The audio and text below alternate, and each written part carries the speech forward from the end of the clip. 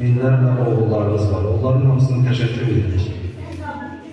Yəni, sualınızın cavabına gəldikdə Zəfər bayramı bizim üçün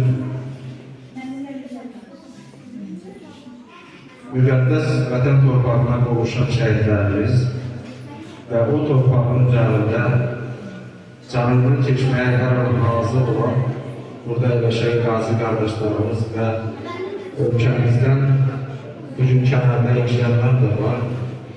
Ölkəmizdə yaşayan bütün müharibə iştirakçılarının hamısı bizim üçün zəfər tarixinin ən yadda qalan izləridir.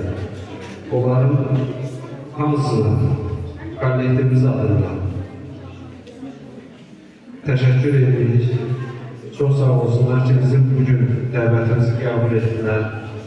Biz əyali olaraq onları tanıyırıq, amma burada əyləşən körpə balalarımız da onları tanıtmalıdır və gələcək nəsillərə də indiyə kimi nağıllardan oxuduğumuz qəhrəmanlar, kitablardan oxuduğumuz qəhrəmanlar bugün canlı gözümüzün qarşısındadır.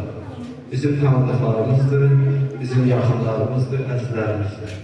Mən arzu edirəm ki, bu gündən sonra bir daha dövlətimizə, millətimizə heç vaxt müharibə qismət olmasın, şəhidlərimiz olmasın.